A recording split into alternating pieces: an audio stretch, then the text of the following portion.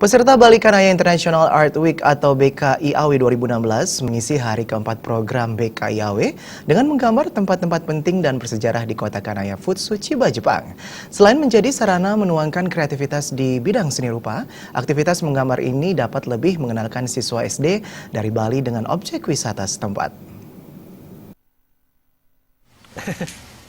Ke-27 siswa SD dari Bali peserta Bali Kanaya International Art Week (BKIAW) dibagi menjadi 9 kelompok yang masing-masing didampingi seorang guru SD dan sukarelawan dari Jepang.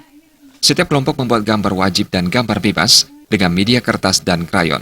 Objek gambar wajib diantaranya adalah Tokyo One Ferry Terminal, Kanaya Art Museum, Pasar Ikan Segar The Fish, Cafe Edomons, Kurokawa Fishing Tackle Shop, Otaya Shop, dan penginapan Kajiya Inn.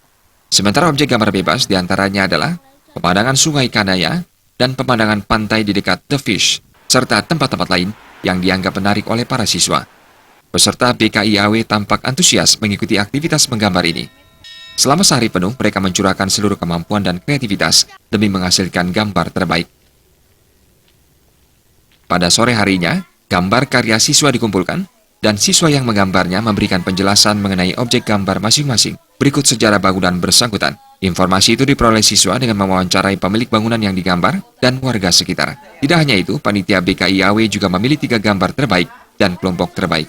Peserta BKIAW diajak mengunjungi Kanaya Art Museum yang menyimpan sejumlah karya seni dengan nilai artistik tinggi.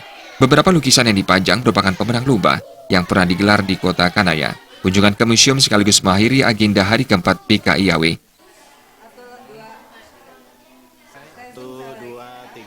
Dari Kanaya, Jepang, Purnawan melaporkan.